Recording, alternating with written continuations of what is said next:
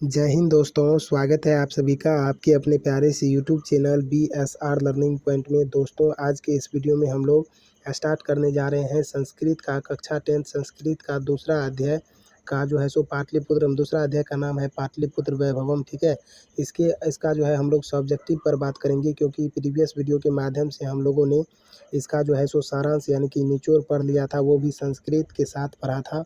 पहले हमने आपको इसका संस्कृत भी बताया, साथ ही साथ उसका अर्थ भी बताया था, और यह एक निबंध है और इसका ऑब्जेक्टिव भी मैंने करा दिया है। यदि आप दोनों वीडियो नहीं देखे हैं तो उनका लिंक डिस्क्रिप्शन बॉक्स में है, उसे भी आप देख सकते हैं। ठीक है, चलिए फाइनली आज हम लोग इस चैप्टर के सब्जेक्टिव क्वेश्चंस पर बात करेंगे। ठीक है, तो वीडियो में बने रहिए अंत तक और वीडियो को एंड तक देखिए।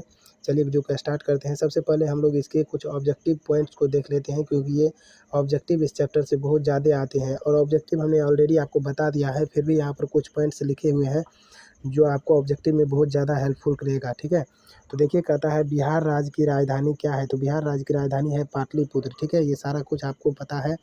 देखिए आगे कहता है यहाँ पर कि पाटलिपुत्र को राजधानी नगर कहा जाता है। पाटलिपुत्र को क्या कहा जाता है? राजधानी नगर कहा जाता है। ठीक है, यहाँ पर अगला पॉइंट है पाटलिपुत्र धार्मिक क्षेत्र, राजनीतिक क्षेत्र एवं उद्योग क्षेत्र में लोगों का ध्यान आकर्षित करते हैं।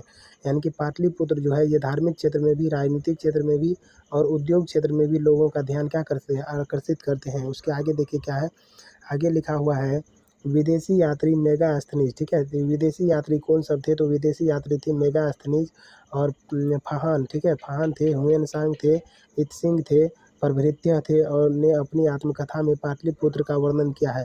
कहने का मतलब है, हमने आपको बताया था कि विदेशी यात्री जो थे यानी कि फाहान हो गया, मेगास्थनीज हो गया, ह्यूएनसांग हो गया, इत्सिंग हो गया, ये सब क्या की है अपनी आत्मकथा में, कौन चीज़ में? अपनी आत्मकथा में जो है पाटलिपुत्र का वर्णन किया है। क्योंकि ये लोग जब पाटलिपुत्र यानी कि पटना घूमने आए थे तो इन्हें पटना का दृश्य बहुत ही अच्छा लगा और उन्होंने अपने आत्मकथा में इसे लिख दिया। ठीक है, चलिए आगे बढ़ते हैं। आगे कहता है पाटलिपुत्र वैभवम पाठ में पटना शहर के बारे में वर्णन किया गया है। यदि आपसे पूछे कि पाटलिपुत्र वैभवम में किस शहर का वर्णन है, तो पटना शहर का वर्णन है। ठीक है, अगला कहता है कूटनीमत काव्य। कहता है कूटनीतम यानी कि काव्य के लेखक दामोदर गुप्त एवं काव्य मीमांसा के लेखक चंद्रशेखर हैं। तो आपसे पूछेगा कि दामोदर गुप्त जो है कौन चीज़ के लेखक है, तो कूटनीमत के लेखक है। ठीक है, कूटनीतम के, यानी तो आपसे पूछेगा कूटनीतमक के। ठीक है, कूटनीतमक के काव्य के लेखक कौन है, तो दामोदर गुप्त है। और यदि आपको पूछा जाएगा कि काव्य मीमांसा के लेखक कौन है, ठीक है, काव्य मीमांसा के लेखक कौन है, तो काव्य मीमांसा के लेखक है राजशेखर। ठीक है, तो इसको याद रखिए, ये बहुत ही इंपॉर्टेंट है, ये बार बार पूछे जाते हैं ऑब्जेक्टिव। आगे कहता है यहाँ पर चंद्रगुप्त मौर्य के समय में पाटलिपुत्र की रक्षा व्यवस्था उत्तम थी। कहता है चंद्रगुप्त मौर्य के समय में जो पाटलिपुत्र की रक्षा व्यवस्था थी यह बहुत ही उत्कृष्ट थी। तो आपसे पूछा जाएगा किसके समय में पाटलिपुत्र की रक्षा व्यवस्था उत्तम थी, तो चंद्रगुप्त मौर्य के समय में आंसर होगा।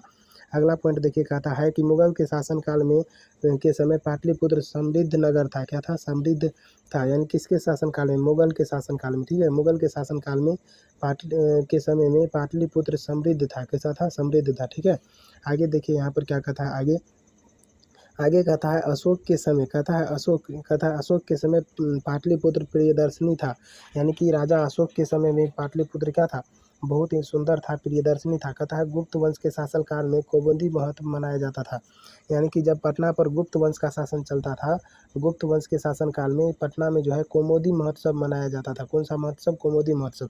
तो आपसे पूछा जाएगा कि किसके शासनकाल में कौमुदी महोत्सव मनाया जाता था पाटलिपुत्र में, तो गुप्त वंश के शासनकाल में। देखिए अगला कहता है प्राचीन ग्रंथ में पाटलिपुत्र को पुष्पपुर और कुसुमपुर भी कहा जाता है। यानी कि आपसे पूछा जाएगा कि पाटलिपुत्र का और क्या क्या नाम है। ठीक है, तो पाटलिपुत्र का और नाम है पटना नाम है, पुष्पपुर नाम है और पुष्पपुर नाम है और कुसुमपुर नाम है। ठीक है, ये भी दोनों नाम है, तो ये नाम भी आपको याद रखना है। देखिए अगला कहता है मध्यकाल में पटना को पटनेती भी कहा गया। ठीक है, मध्यकाल में यदि हम बात करें तो पटना को पटनेती भी कहा गया, इसका अध्ययक नाम था। ठीक है, अगला देखिए कहता है नगर की पालिका देवी, यानी कि नगर की पालिका करने वाली पटन देवी आज भी वहाँ पर पूजी जाती है। तो आपको पूछा जाएगा कि नगर की पालिका देवी का क्या नाम था, तो पटन देवी नाम था। ठीक है, यह लोगों का मदद किया करती थी और उनकी सेवा करती थी, यानी कि ये आज भी पूजी जाती है। क्या? पटना में आज भी पूजी जाती है। ठीक है, देखिए कहता है पाटलिपुत्र में सिख संप्रदाय के 10वें गुरु गुरु गोविंद सिंह का जन्म हुआ था। तो सिख संप्रदाय के 10वें गुरु गुरु गोविंद सिंह का जन्म कहाँ हुआ था? पाटलिपुत्र में हुआ था। तो आपसे पूछा जाएगा कि गुरु गोविंद सिंह का जन्म कहाँ हुआ था? तो पाटलिपुत्र में हुआ था। यदि आपसे पूछा जाएगा कि सिख धर्म के 10वें गुरु कौन है? तो गुरु गोविंद सिंह है, ठीक है।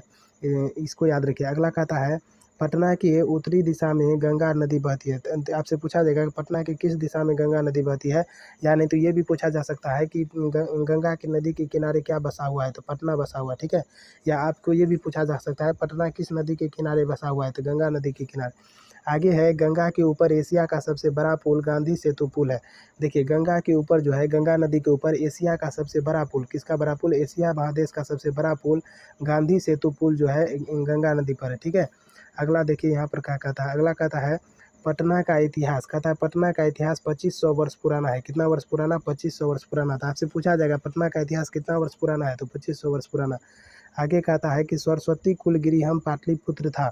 यानी कि सरस्वती कुलगृहम यानी कि पटना में जो है सरस्वती कुलगृहम भी था, ठीक है। अगला कहता है बुद्ध के समय में पाटलीग्राम कहा जाता था। यानी कि बुद्ध के समय में इसे पटना को जो है पाटलीग्राम कहा जाता था, ठीक है।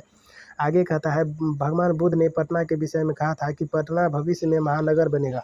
यानी कि भगवान बुद्ध ने कहा था, ये सारी बात हम आपको बता चुके हैं जब इसका सारांश पढ़ा रहे थे, तो बताए थे कि पटना के बारे में भगवान बुद्ध कहते हैं कि पटना जो है भविष्य में महानगर बनेगा, परंतु इसे जल और अग्नि से हमेशा खतरा रहेगा। किससे? जल से और अग्नि से हमेशा खतरा रहेगा। आगे कहता है, देखिए कहता है पाटलीग्राम को पाटलिपुत्र मिति भी कहा गया, ठीक है। पाटलीग्राम को क्या कहा गया? पाटलिपुत्र मिति भी कहा गया, ठीक है। तो ये थे आपके कुछ ऑब्जेक्टिव क्वेश्चन जो आपको बहुत सारे हेल्प दे सकते हैं बोर्ड एग्जाम में और ऑब्जेक्टिव को सॉल्व करने में। देखिए अब हम लोग इसके सब्जेक्टिव क्वेश्चंस को देखेंगे। पाटलिपुत्र वैभवम के सब्जेक्टिव क्वेश्चंस को देखेंगे, जो कि मोस्ट इंपॉर्टेंट सब्जेक्टिव क्वेश्चन, जो कि सिलेक्टेड प्रश्न है, और ये प्रश्न आपको बोर्ड एग्जाम में आने की 100% चांस रहती है, ठीक है। तो वही प्रश्न हम आपको देंगे जो बोर्ड एग्जाम से रिलेटेड है और बोर्ड एग्जाम में बार बार पूछे भी जाते हैं और कई बार पूछे गए हैं प्रश्न, ठीक है। बहुत ही इंपॉर्टेंट प्रश्न है। तो देखिए ये सारे प्रश्न हैं। कहता है प्रश्न कि पाटलिपुत्र वैभवम पाठ का वर्णन कीजिए। कहता है पाटलिपुत्र वैभवम पाठ का जो क्या कीजिए? वर्णन कीजिए। तो हमको क्या करना है? पाटलिपुत्र वैभवम पाठ का क्या करना है? वर्णन करना है। तो देखिए वर्णन करते हैं। कहता है इस पाठ में पाटलिपुत्र पटना का वर्णन किया गया। कहता है जब हम इसका वर्णन करेंगे तो लिखेंगे कि इस पाठ में पाटलिपुत्र यानी कि पटना का वर्णन किया गया है। किसका वर्णन किया गया है? पटना का। इसमें जो है पाटलिपुत्र का राजनीतिक, धार्मिक और पर्यटन के आधार पर महत्व बताया गया है। यानी कि इसमें जो है पटना का जो महत्व है यह बताया गया है राजनीतिक, धार्मिक और पर्यटन के आधार पर। किसके आधार पर? राजनीतिक, धार्मिक और पर्यटन के आधार पर इसका महत्व बताया गया है। राजनीतिक होता है राजनीतिक क्षेत्र, धार्मिक होता है कि पूजा पाठ, और पर्यटन होता है कि घूमने वाला स्थान। इसके क्षेत्र पर जो है सो इसका विवरण बताया गया। कहता विभिन्न वंश के शासकों के समय पाटलिपुत्र की स्थिति को बताया गया है। यानी कि मुगल के वंश में किस तरह का शासन था, चंद्रगुप्त मौर्य के समय में कैसा पटना का शासन व्यवस्था था, रक्षा इसकी कैसी थी, ठीक है। ये सारे शासकों का समय में पाटलिपुत्र की क्या स्थिति थी ये बताया गया है। भगवान बुद्ध ने पाटलिपुत्र के बारे में क्या कहा है, उनके बारे में जो है सो इस पाठ में बताया गया है, ठीक है। इस पाठ में जो है सो वर्णित है। यह पाठ बिहार की राजधानी पटना के गौरव का बखान करती है। यह पाठ जो है बिहार की राजधानी है और यह पटना के गौरव का क्या करती है? गौरव यानी कि पटना का जो गौरव है उसका क्या करती है? बखान करती है। कौन सा पाठ? पाटलिपुत्र वैभवम, ठीक है। तो हम लोग ने क्या किया? पाटलिपुत्र वैभवम का इस तरह से क्या किया? पाठ परिचय दिया, ठीक है। अगला देखिए यहाँ पर अगला क्वेश्चन क्या कहता है, भगवान बुद्ध ने पाटलिपुत्र के बारे में क्या कहा? तो भगवान बुद्ध ने पाटलिपुत्र के बारे में क्या कहा? देखिए भगवान बुद्ध के समय में पाटलिपुत्र पाटलीग्राम के नाम से जाना जाता था।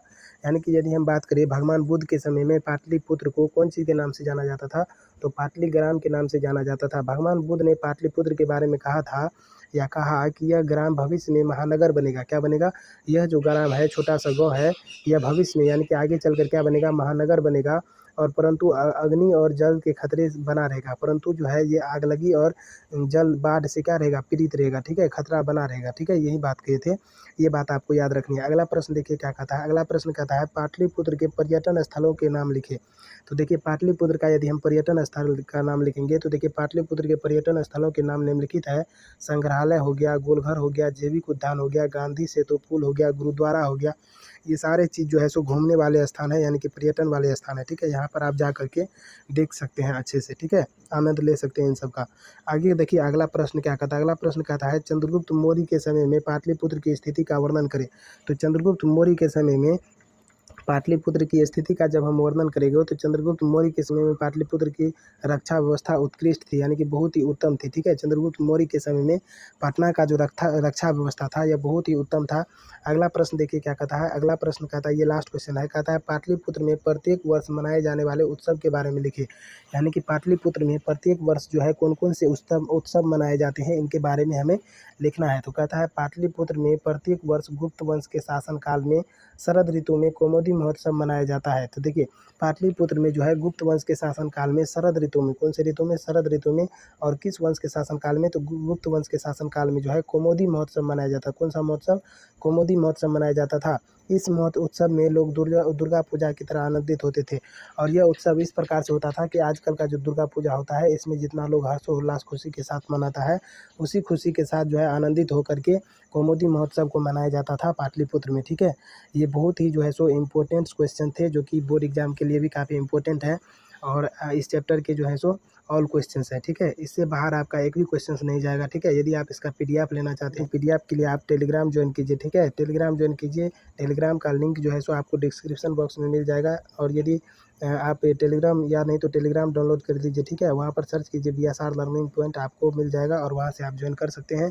वहाँ पर आपको एक पे एक फ्री पीडीएफ मिलेगा। ठीक है, तो वहाँ से आप प्राप्त कर सकते हैं। ठीक है, और यदि आप अभी तक BSR learning point YouTube channel को सब्सक्राइब नहीं किए हैं तो कर लीजिए। इस पर आपको कक्षा 10 से रिलेटेड सारे ऑब्जेक्टिव, सब्जेक्टिव और थ्योरी का सभी सब्जेक्ट का जो है सो थ्योरी का जो है सो नए नए कंटेंट आपको मिलते रहेगा। तो ये चैनल आपके लिए हेल्पफुल होने वाला है, तो जल्द से जल्द जुड़ जाइए इस चैनल के साथ। इसी तरह से प्यार दुलार बनाए रखिए इस चैनल के साथ। मिलेंगे नेक्स्ट वीडियो में, तब तक के लिए thank you so much for watching this video. जय हिंद।